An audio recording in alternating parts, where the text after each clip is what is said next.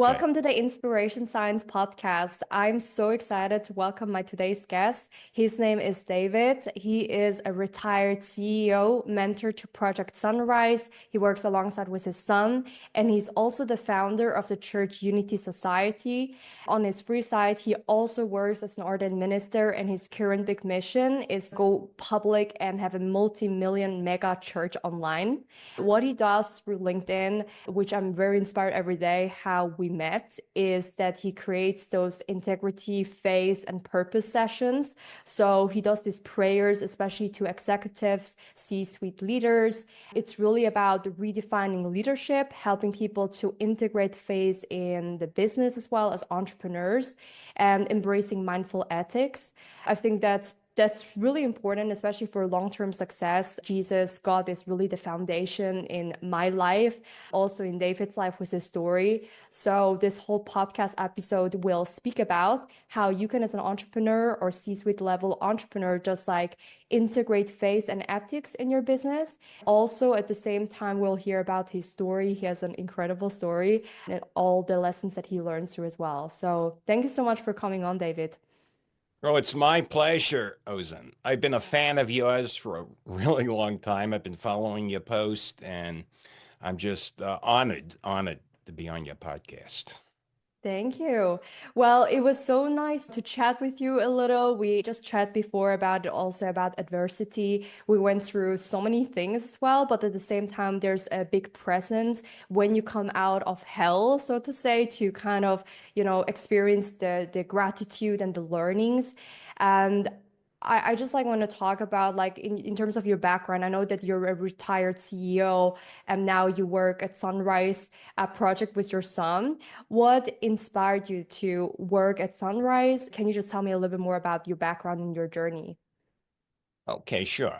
Well, to answer your first question, I was inspired to work with my son, help my son build a business. I started out as CEO. Now I'm more of a mentor. We'll say a consigliere. I help him out on the volunteer, and I'm doing a lot of volunteering because I Mm. really want to see him get successful. I'm very dedicated to the green energy movement. I think it's very important that we save our planet. We conserve our resources. I think God wants us not to treat planet Earth as a garbage pail. There's some people that believe, I believe to a degree, there's global warming. We're changing our environment. We really need to be less dependent on fossil fuels. I don't think we're ever going to be 100% solar or 100% nuclear or fusion, but the more we move in the direction of green energy, the better it is for our planet. That's to answer your first question. The second question is you want to know about my journey. Well, I'm David Vogel, and that's a very, very long question to answer. I mean, my journey started when I was very young. I grew up as an Orthodox Jew in an Orthodox Jewish environment. When I was 26, I got baptized. I accepted the New Testament. I accepted Jesus. Just recently, June of 2023, I started doing sermons live on LinkedIn. A very, very fine coach, Shanae Murray. I mean, she basically told me I have to go live. She beat me up and said, David, you need to go live. I was very reluctant at first because going live, you make a lot of mistakes and you can't edit out your mistakes. But I can tell you this, since June 2023, I've been live 6 days a week. Every day I missed one day. That was circumstances beyond my control. But I've been Mhm. live every day, and I'm here for people at 7 a.m. to give them 7 to 10 minutes of God. I do Bible studies now at 7:30 a.m. on LinkedIn. I'm looking to build a church online.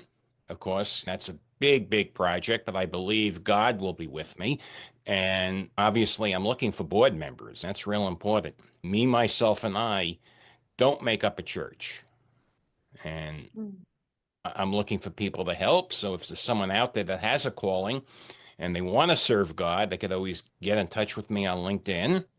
I like your journey around where you mentioned also the faith with Jesus and how that evolved throughout time. Because I had earlier a discussion about someone who asked me, when Christians say, I gave my life to Jesus, what does that mean? Because in some cases, it comes across that the moment you gave your life to Jesus, it's like, oh, I have this big transformation, and then XYZ happened, and I let go of XYZ. I always tell people it's not an overnight thing, because even when you give your life to Jesus, it's like the very beginning when you walk in Christ, and it's not just a point to get delivered, but like walk in dominion, and you keep praying, you keep serving, and it's a constant evolution.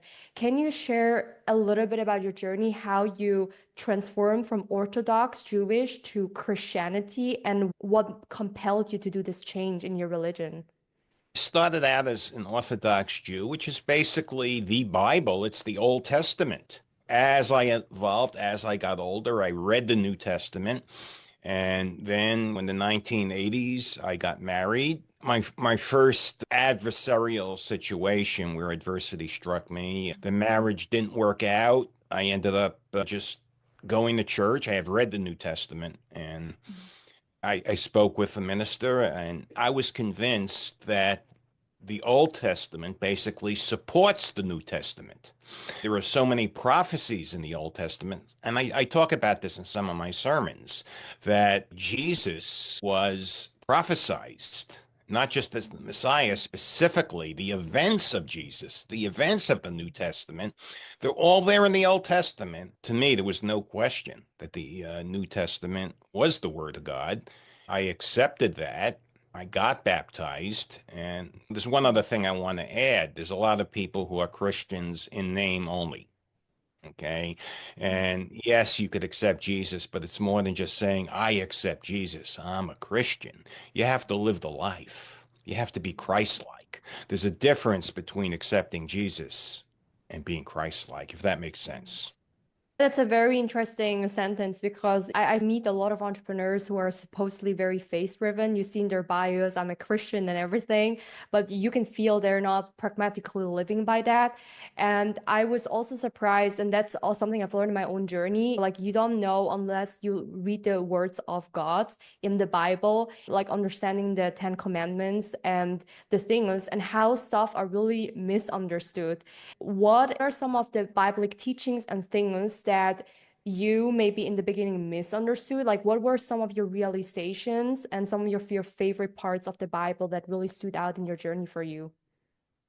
Well, my favorite part of the Bible is treat your neighbor like yourself. We're all neighbors. Right now, here in the United States, the big issue is immigration. Look, there are a lot of criminals that were let into our country illegally, and they were let into our country, and they are committing chaos. They are committing crimes. They are, raping our daughters. They're killing our sons, and that's not good. But by the same token, there are millions, millions more of Mhm. good people, immigrants, who are our neighbors. And we have to treat them with compassion. We have to treat them with love and empathy, because a lot of these people have it really, really bad south of the border. I mean, I have a daughter. If I had a daughter in Mexico and the cartel was eyeballing her for nefarious purposes, to be quite honest, I don't care about American law. I'm going to do what I have to save my daughter, if that makes sense. So I have compassion, I have empathy for these people. One of the key elements of the Bible is when Jesus talks about treating neighbors as ourselves, treating foreigners in a proper manner. That's something that I've been preaching about, I've been writing about, and it's something I feel in my heart. Yeah. Defines true Christianity, because we can't turn a blind eye to our Mexican neighbors. We can't say they're not our people. There are some people that are saying the Americans are more important. Well, we're a global community. We're all important. I'm not saying the Americans are not important. I'm not saying our people are not important. Everyone's important in God's eyes. Now, true, there are a lot of criminals, and we shouldn't be letting criminals in, but we shouldn't be focusing on the bad element. We should be Mhm. focusing on helping people. And the bad element, the criminals, just like American criminals, they're just as bad. I wouldn't want to be the victim of an American criminal. It's not going to make me feel better that that person who tried to shoot me or rob me was an American, if that makes sense. Yeah. Yeah, it's so true. I think it's so important to have this self-compassion, love for ourselves, for other people. I think it's something that through adversity, I've learned personally a lot of self-compassion because I'm like really hard on myself with certain achievements and things. And I know that you mentioned something in your story that really like stood out and shocked me. And it says that you spent 11 years in prison for a crime that you Yeah. didn't commit. I mean, it's really extreme. Can you talk a little bit more about this part of your story and what happened? Oh, absolutely. To give you some background, most of my life, I've been a very, very successful entrepreneur. I was 12 years old. I was running, and this was in the 70s. I'm 64 years old. I was running mail order ads. By the time I was 14, I was making as much money as my father. But the time I was 16 years old, I was making more than my dad. I was very successful. I was making a few $1,000 a week, which back in 1976 for a 16-year-old kid was a lot of money. Okay. Then, later on in life, I was married. Most of my life, I've been in my own business, always successful, following the law. When I was a kid, I admit I did a few bad things. Well, let me confess here. I wasn't the best kid. As a teenager, you might say I was a scoundrel. And I got away with it because in the 70s, I mean, the criminal justice system was really, really bad. You could do a lot of bad things. You could commit murder and get 5, 6 years. I didn't do that, but I wasn't the most honest businessman. But then when I became religious, when I accepted Christ, when I got baptized in my 20s, I always was a very ethical business person. I mean, mindful ethics, that was always on my mind, treating people right. And I was always very, very successful. And Mhm. I started a business back in 2000, the year 2000. I had an online medication business, an online medical clinic, but it was not just online. What we did is we accepted patients, pain patients online, but we sent a doctor or a nurse to someone's home, just like an insurance company sends a doctor or a nurse to someone's home to do a physical. And we performed a physical examination. We took blood, we took urine, and we basically conducted a very thorough examination, but it wasn't the doctor that was prescribing the medication. The business model I discussed with my attorney. His name is Douglas Grover. He was a very good attorney. He was the deputy chief of Bobby Kennedy's organized crime strike force. He prosecuted the hierarchy of the New York Mafia. Okay. Okay. Very, very sharp guy. And he contacted the government on my behalf and discussed the business model. He took my business model, put it in writing, and asked for an opinion. And they could not say, he testified at my trial. I went to trial. Okay. He testified at my trial that the government could not say I was doing anything illegal. Moreover, the government had a website which described the pain business and the procedure for prescribing pain medication.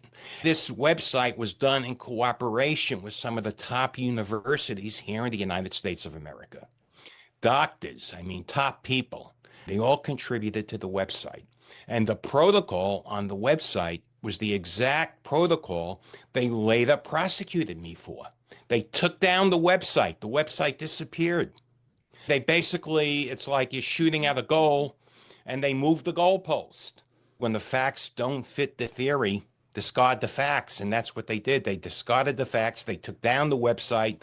The very protocol that Mhm. they approved of, that they had on the United States of America had on their government website, was the same protocol they prosecuted me for.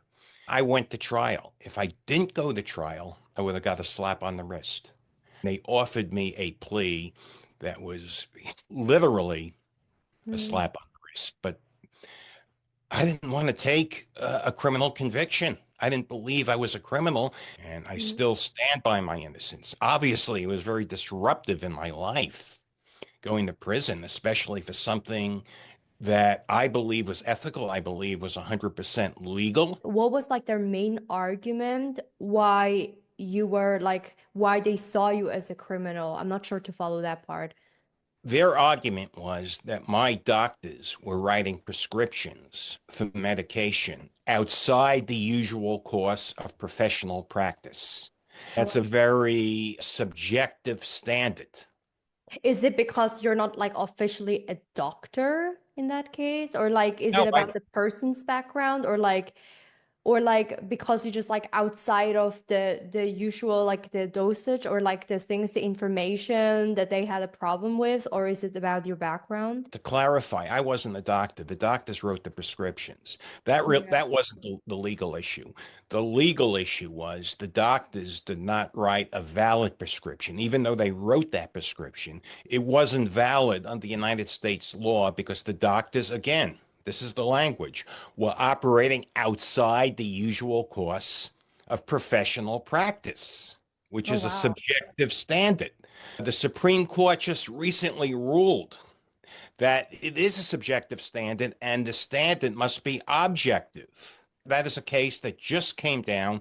Of course, it's not helpful to me because in the United States of America, actual innocence is not a reason to revisit your case. So I can't go back to court and say, hey, the Supreme Court just said that my doctor should have been judged on an objective, not a subjective standard. I know that word. I mean, that's just one word, but it means so much because a subjective standard is any standard that the government wants to say is wrong.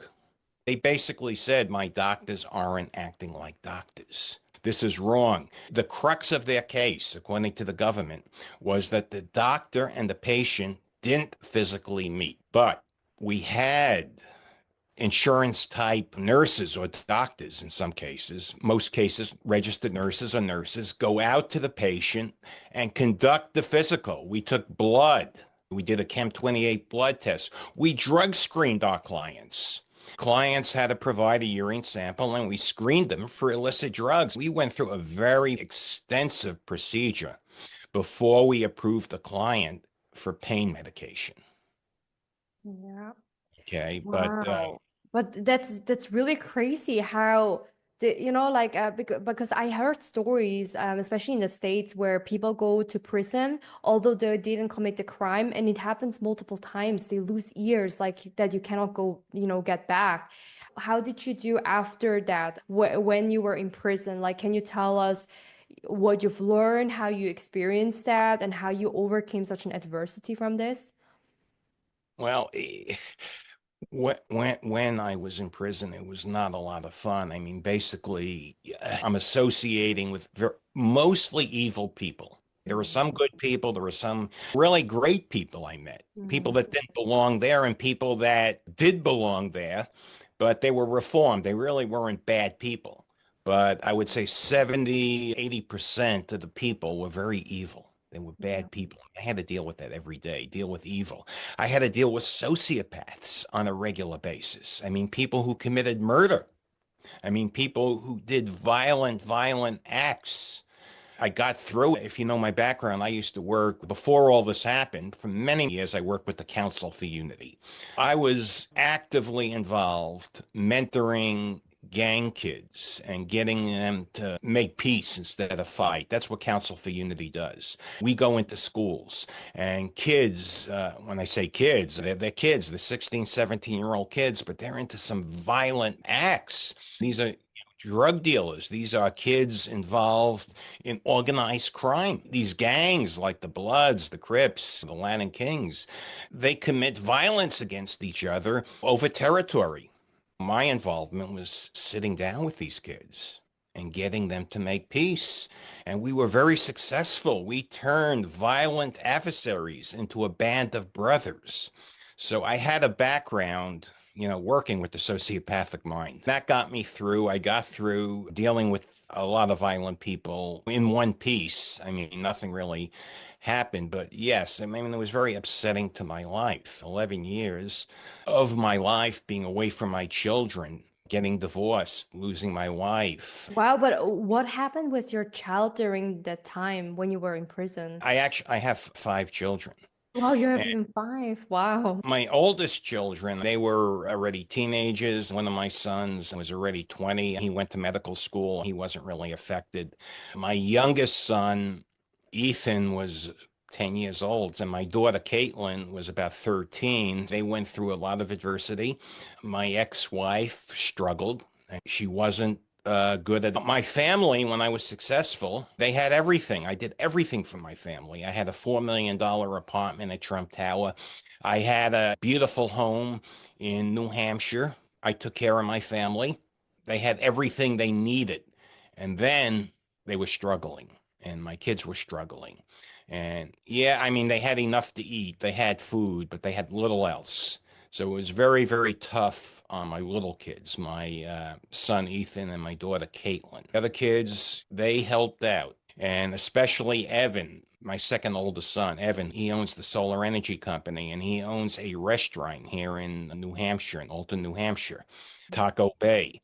Very successful guy, and he helped the family. He's the guy that basically supported the family when I was away. And I owe him a great debt. That's why I'm helping him in business. That's why I'm there. I'm volunteering my time, whether I get paid or not. I'm not getting paid, but I'm not looking to get paid. I'm just looking to pay back a debt because he is a great, great kid and he helped out. And I love him very much. Wow, that's so beautiful. Despite this horrible story that you had to go to prison, everything, I think it goes back to roots of love, family, and faith. I know that you have a newsletter also speaking about mindful ethics, how that is so important. Can you tell a little bit more what has inspired you to start mindful ethics and how you personally define that and integrate that in your life? Yeah, well, I started mindful ethics because in business, in life, in government, there's so much unethical behavior. And I'm Mhm. also part of another inner circle, Mike Francis. He's the former mafia boss Mhm. and he became a born again Christian. And he is very sincere. I've heard his story. It's very powerful. I attend his inner circles, I attend his Bible studies. And he talks about what he calls a mafia democracy, how the government is really like a mafia. And I see that. I see how the government, with this check the box mentality, destroys lives, even if they're well meaning. This check the box mentality destroys lives. And that happened to you. Also in business, mindful ethics, most businesses, some very big businesses, they're very unethical. They do what's profitable, they don't do what's right, they don't do what's ethical. And sometimes they really go over the line. So I decided to publish a newsletter every week. Sometimes I publish my newsletter 2 or 3 times a week, Mhm. but at least once a week, I bring to the LinkedIn audience stories of ethics, stories of companies or government agencies that are unethical, including my own. If you've been following my mindful ethics, I'm talking about the retaliation that I'm facing from the government for speaking out, for exercising my First Amendment rights. There was a time just several months ago that I could not do this interview with you. Okay. The government of the United States of America wanted to suppress my First Amendment rights. They even made me sign paperwork under threats of going to jail. I had to sign paperwork that I would not talk to the media. I would not talk to the press. I wouldn't talk to people like you. You're a podcaster, but the way they looked at it, it was the same thing. And I fought hard because not only is that a violation of my First Amendment rights, the person who was attacking me is the very same person, if you know the story here in America, is the very same person who attacked Michael Cohen. Do you know who Michael Cohen is by any chance? The name it rings a bell, but I don't know too much about him. Okay. I think Mi- I just like heard the name, but like not much information about him. Michael Cohen, he was Donald Trump's attorney. And then when he went to jail, he was released like me, white collar criminals here in the United States. I don't consider myself a criminal, but by the government standards, I was. So they release you on home confinement. Well, when Michael Cohen was on home confinement, he was getting ready to release a book. about his experiences with Donald Trump. He was getting ready to appear on podcasts like I'm appearing here right now with you. And he was getting ready to do his own podcast. The government made him sign paperwork giving up his First Amendment rights. They didn't want him releasing the book. And they threatened him with jail. And he would not sign. Let me backtrack. He wouldn't sign. He was negotiating with his attorney. His attorney was there. And this fellow at the Bureau of Prisons, Patrick McFarland, revoked Michael Cohen's home confinement status. He put him in solitary confinement for 16 days. For 16 days, Michael Cohen was subjected to torturous conditions in solitary confinement where he had serious, serious health problems, 100-degree temperatures. And this was during COVID. And Oh, Michael, oh yeah, I mean, that is so bad. Michael Cohen's health was at risk. Mm, So obviously, being Michael Cohen and being Donald Trump's ex-attorney, he had an army of people, unlike me. He had an army of people file all sorts of court documents. Eventually, a Judge Hellerstein, a federal judge, ruled that Michael Cohen was retaliated against. His First Amendment rights were violated, and Michael Cohen was put back on home confinement. He had the legal right to appear on podcasts, mm, publish his book. His First Amendment rights were restored. Well, the same thing happened to me. The very same person, this Patrick McFarland, tried to suppress my First Amendment rights. He tried to tell me I can't talk to people like you, Ozzin. I can't talk to people on Good Morning America. I can't mm, talk to anyone in the press. And I fought hard.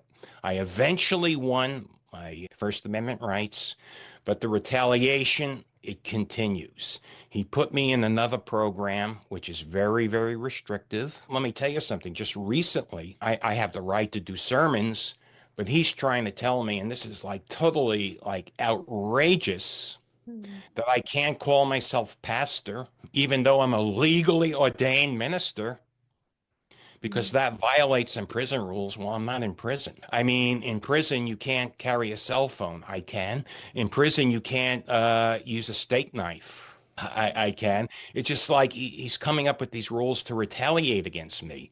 And then But also just why can you like not call yourself a pastor? Like what's wrong with that? he's telling me, at least right now, I'm on Michael Cohen status for another few months. In a few months, I'll be off. So I'm on this status where he's telling me he's quoting a rule in prison, but it doesn't really apply to me.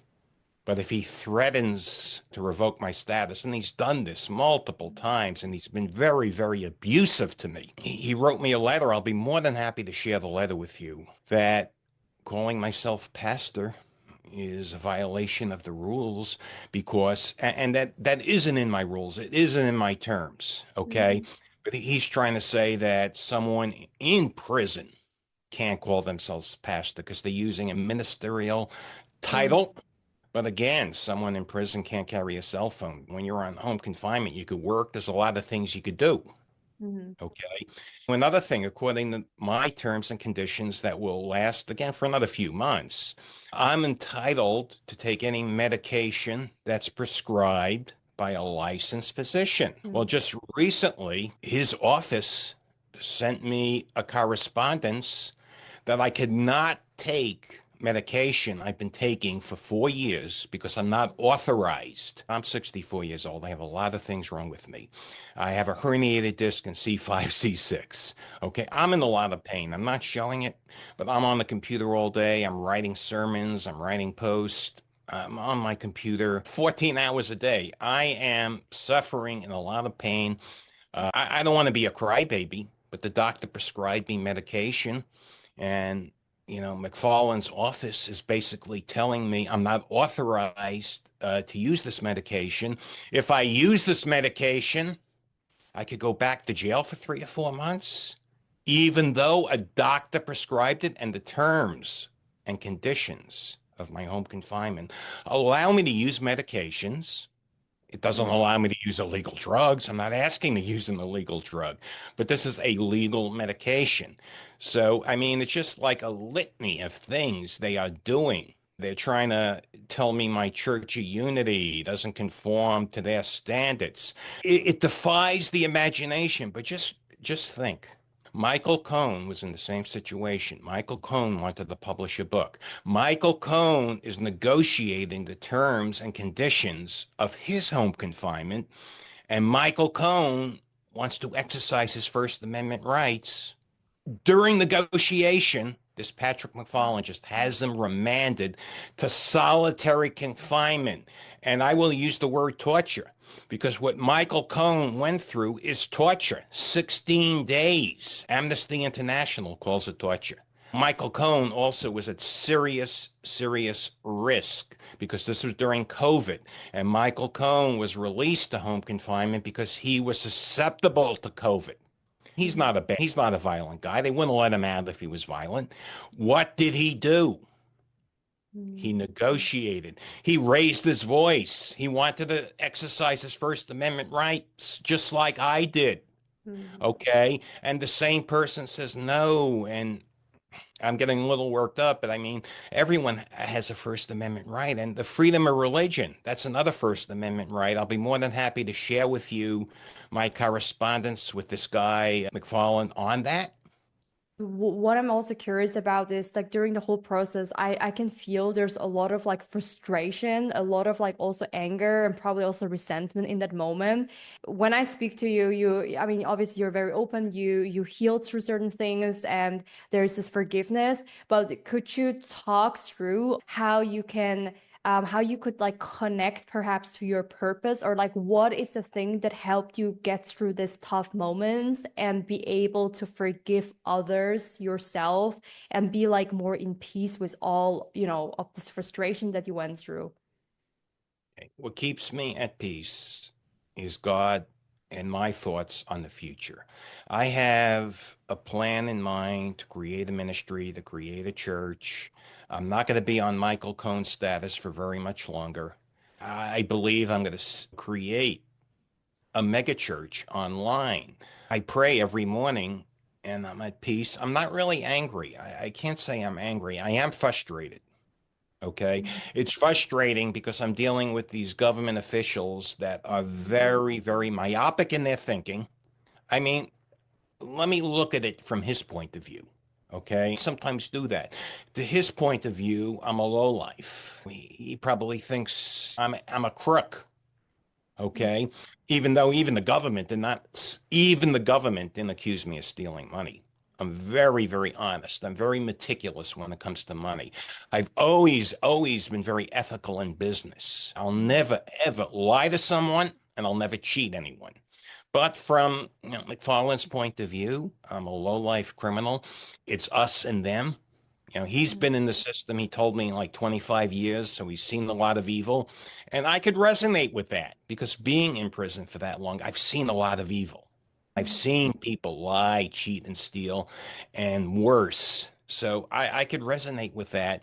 But prison is also supposed to be about rehabilitation, unless you're doing a life sentence for murder.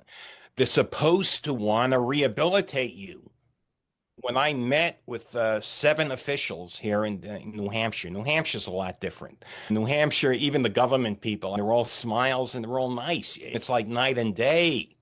Originally, when I was arrested back, what was it, 2000, no, 2008, no, 2009, I'm Mhm. 64 years, 2009, in New Hampshire was real peaceful. Self-surrender, no handcuffs. You get down to Texas, where my case was at, if they put you in chains. Okay. The same thing. The attitude here of the New Hampshire government officials are real laid back. They're more friendly. That's why I moved to New Hampshire, to bring my family to a better place. I live in a town where people will stop their cars and let you cross the street if they see you at a crosswalk. I live in the town where people are friendly. They're more honest. I'm not saying there ain't no bad people. There are some bad people. But for the most part, the people are good here. The police, they're very laid back. You don't have police brutality here in New Hampshire. I get stopped for speed. I haven't been stopped for speeding in ages, but when I was younger, I had a lead foot. It's just like night and day from New York. The police are very laid back. They never gave me a ticket. They always gave me another chance, and they're just real friendly. In New York, it's a lot different, and I'm dealing with management in New York, and it's this, Mhm. and I'm not really angry. I'm frustrated because I want to move forward at a quicker pace. I mean, my goal is to rebuild. And this Mhm. might sound very strange to you, someone at my age, but I want to find a wife and I want to have more children. I really, really want to get married and have children. I love, Wow. I mean, yeah. Well, my happiest days, what brought me happiness in life? Nothing brought me more happiness than to waking up and hearing a toddler in the background. My toddlers always woke up before me and my wife, and they're always in the kitchen. They're always smiling and laughing, and I hear the laughter, and it's just so beautiful. It's just so serendipitous, and I want that again. Yeah. Okay. That's so But beautiful. And I love that it doesn't surprise me about, rebuilding life at any age. I've talked to also like a lot of people like throughout different age groups. I think people always go through so many identity shifts and the purpose also evolves and you rebuild it again at any given time. Can you tell me a little bit more like how did your purpose evolve from your 20s until now in your 60s? Like did that change? Did you had a common purpose? Like, where do you stand right now? What's evolution look like? well, my purpose. Well, I was in my 20s. My purpose really wasn't defined, to be honest. I got married the first time. It didn't work out. We had a kid together, one child. I have five kids, one from my first marriage, four from my second marriage. My purpose really was just to make a lot of money. I got to be honest. I'm not going to lie to you. I mean, yes, I was a Christian. I think I was more of a Christian in name, although I believed in God. I believed Mhm. in ethics. I always believed in my 20s in mindful ethics, in doing the Mhm. right thing. But I was very motivated by money. In my 30s, probably the same thing. In my 40s, I started the health management business. I started an online pain clinic. It was very successful. I was making millions and millions of dollars a year. I took Mhm. care of my family. Oh, by the way, I donated a big percentage of what I made to Council for Unity. So not only have I been supporting the organization, mentoring young kids, mentoring gang kids, I supported them financially. As a matter of fact, when they were very close to being closed down because they lacked funds, I came Mhm. through with a check because I believed in their mission. So I was giving back. I was giving to my family. I was giving to charity. I didn't really have a care in the world. My purpose really was to help Council for Unity at that time and to help my family and grow my family. I was happily married. Adversity struck that, the issues got very extreme. I ended up Mhm. getting divorced. My purpose today, just Mhm. fast forward, is to build a church. I don't have that much time left in my life. I realize one day soon, hopefully not too soon, but one day soon I'm going to wake up sick and not get better. That's what happens at my age. So this is the last chapter of my life, and I want to build a church. I want to do something meaningful for God. I mean, Yeah. I owe God that, but I want to do something meaningful for myself too. I mean, maybe it's selfish. And what do I want? I want a wife and I want six children. I don't know if I'm going to make six, okay? But I read the story of Al Newhoff, okay? He was the CEO of USA Today. When he was 68 years old, he married a woman 25 years younger, a doctor. It wasn't a mail order bride. She was a very renowned woman, very Mhm. accomplished. Sometimes age doesn't matter in the right circumstances. And they adopted six children. That story resonates with me. I love that story. I want that to be my legacy. I want kids again. It's so beautiful that you say that because when somebody asks me like if I can summarize like life in one word, like what's like the purpose, like if in a sentence, it's like for me, like empowering healings. I think there is a calling that Jesus all gave to us, but there is like the thing where I always call it like reproduction. It's always kind of a form of reproduction, like in animals kingdom, in also human kingdom, whether it's through babies and things. And I feel this like the reproduction of like the way, the impact, the legacy, how we rebuild things, how God uses people very strategically to call up to his kingdom and serve different ways. And with your mega church vision online, can you tell us a little bit more about it, how you imagine and how people can like join the mission as well with you? Well, I imagine a year or two from now, well, maybe not in 1 year, but in, let's say, 2 years, having 1 million people, 1 million followers. I mean, look, Shanae Murray, I love her story. She developed 1 million followers in a very short period of time. I could see with this type of mission, the Church of Unity, developing 1 million followers. What I believe is that God will manifest himself in the goodness of Mhm. people. God reveals his divine grace through our shared humanity. Now, we all have diverse faiths, and what the Church of Unity does is it brings them together. The God of Abraham, just remember, connects all of us. The God of Abraham, he marks a shared origin in Christianity, Judaism, and in Islam. Our spiritual narratives are different, but our unified purpose and the purpose of the church is to manifest divine love and divine righteousness. At this church, I want this bond to inspire us as leaders to champion unity, love, and acceptance.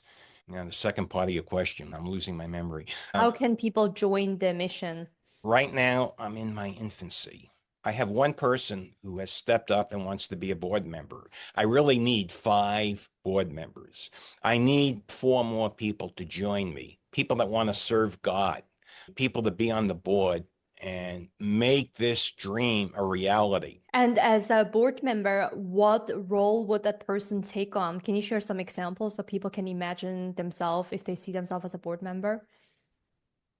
Sure, a board member, like any board member of any church, is going to get involved in the day to day, and it doesn't have to be every day. It could be once a week. Let me just clarify, but they're going to get involved in the building of the church. They're going to make decisions. The board Mhm. really makes decisions because as eventually I'll be the pastor of the church, whether it's I resolve this issue that we talked about, or I don't resolve it within a few months, I will be pastor of the church.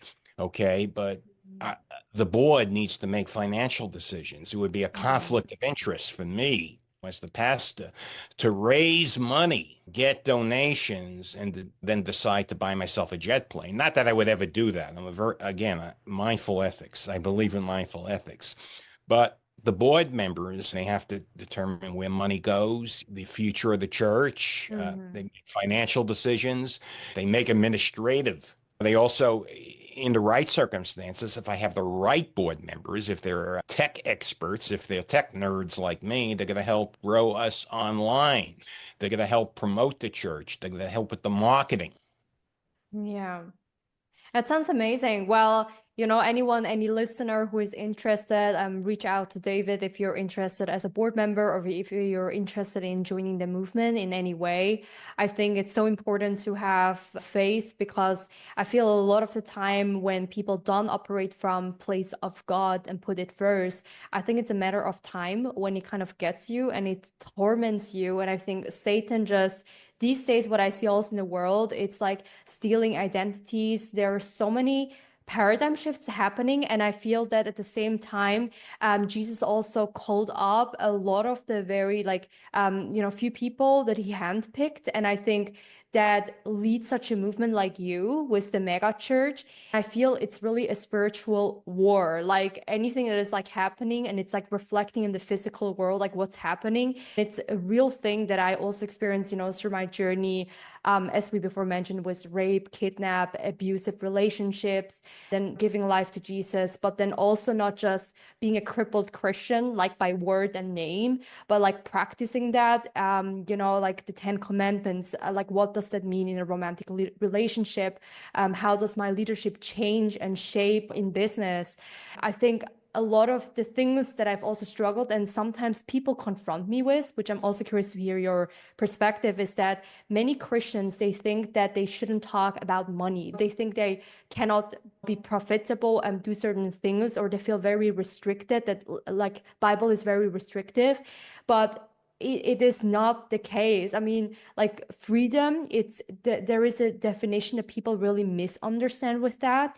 And you know, a lot of figures in the biblical figures as well, they were really wealthy, and there is a way to make money so the source of God, and it's about what you do with it when you have a calling.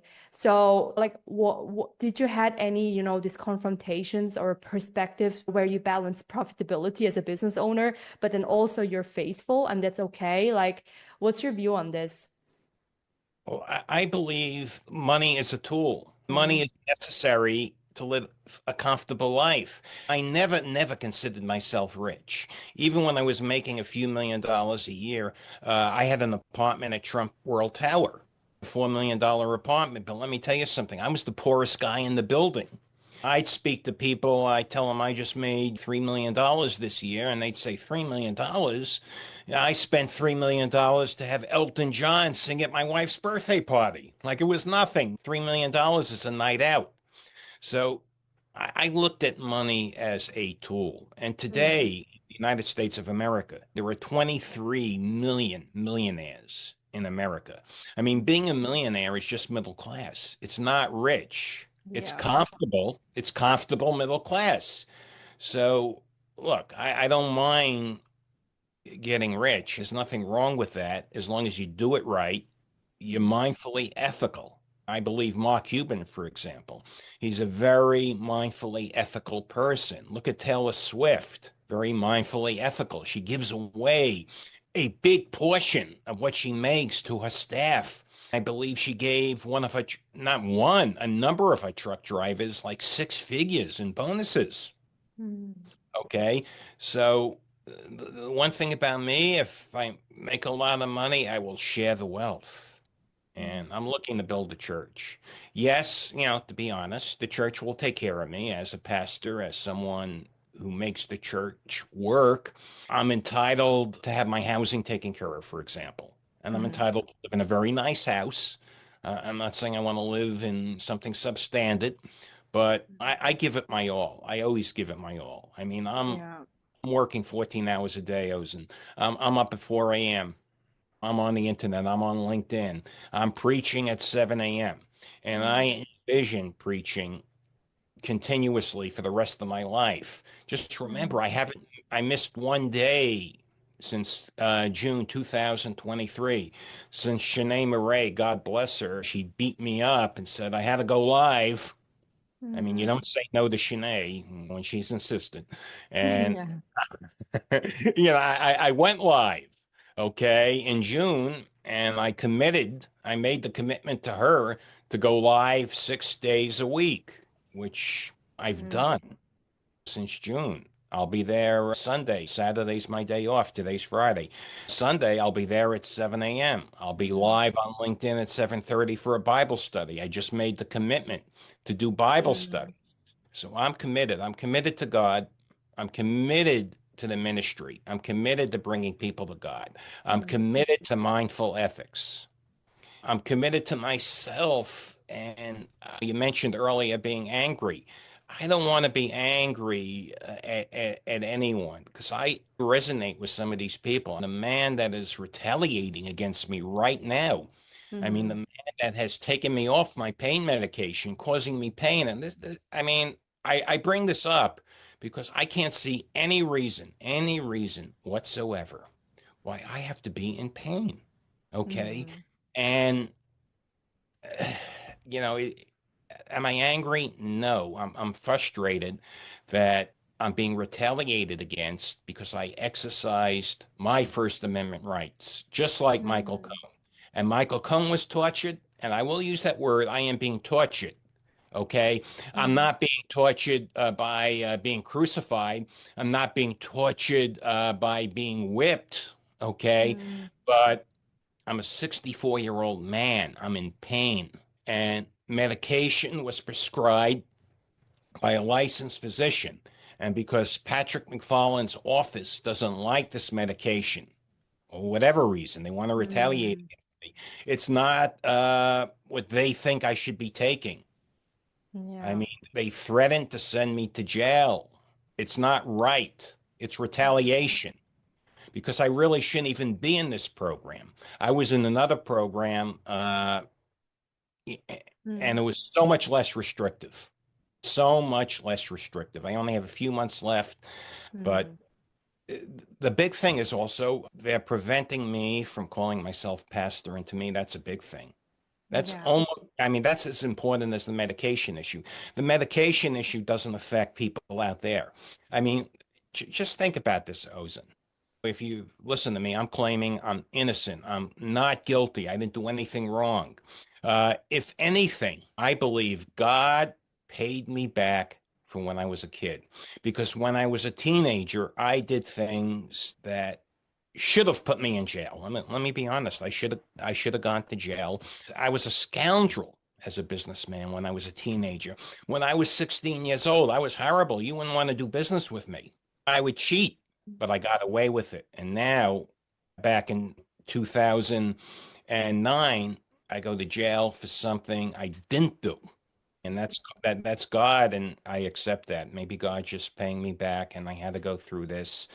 And Yeah, very you know, interesting. I mean, thank you so much for sharing very openly your story. I think there's so many wisdom that we can learn from your story as well. I think it comes like really back to keep going with faith, and you're showing that through your prayers on LinkedIn. So props to you for your consistency. I always see on LinkedIn David Vogel is doing a live like popping up. So yeah, it's doing something like, whether it's changing like thousands life, one life, like I think like you already build your community, and I think and I feel that it's still the beginning for a lot of the things that are upcoming. I think no matter the age, like God is not done with you. I can feel that in the spirit that there's a lot of amazing things and blessings happening. And I pray that you will get your sixth child and that you can rebuild the life and the way you want with your future wife and everything that you're doing. So I'm very inspired and I thank you for your leadership, leading by this with so much positivity and honor and just like reminding people on the basic principles of humanity, of love and ethics, which a lot of people kind of forget these days and they just go after the one, they're very blind to it.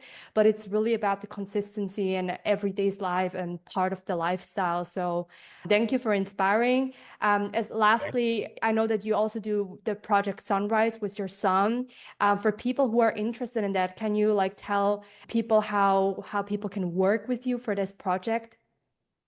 yes, Project Sunrise is my son's business. The focus is on getting free. I will emphasize free solar energy systems for businesses paid for by the United States government under the Inflation Reduction Act. Most, not all, but most small businesses in the United States of America qualify for up to a $2 million solar energy system, which is Wow. paid for by government benefits. It's amazing. What Project Sunrise does, what my son's business does, is they apply for those government benefits. It's a complex process. And Mhm. then after they get approved for a grant, they'll build the system. They'll put the system in. So it's one-stop shopping. They'll get you the money and they'll build the system. It's a great program. Project Sunrise just got a local client here in New Hampshire, $849,000 in free money from the United States government. That's in one of my newsletters. It's a $1.7 million system, and the tax credits, the other government benefits pay for the rest. So basically, this individual had an electric bill of about $130,000 a year. With this $1.7 million system, which is paid for by the United States government, I mean, they eliminate $130,000 a year in expenses. You just add that as a business person. You just add that to the bottom line. You EBITDA, I mean, just went up 130K a year. If you sell the business, if you're getting 4 or 5 times earnings, that's worth $600,000 to $700,000 to you. Wow, if but that it's incredible. I never really heard about that. I mean, it's like as almost if you won a lottery in a different sense and integrating business strategically, what's already out there. So that's great. I can put your links below of your LinkedIn, your socials, and everything, your newsletter. So everyone, if you're interested in learning more about the Sunrise Project or about the Mega Church Online, where you can join as a potential board member, reach out to David. And anything, questions, faith-related business, you can reach out. I think there's so much we can learn from this, and with the right information. If there's any great takeaway that you had from this audio experience with us, please share it with me and David. Tag us on social media. What key takeaway you implement, because at the end of the day, it's really about also the actions that we take from this. And we're very excited to hear about you. Thank you again, David, for being here with me, for your time and for inspiring. We're praying for greater health, more abundance, in a way that you can rebuild your life. And for everyone that is listening, also in the name of Jesus, bless you and that you have the success that you wish in your life. So thank you so much.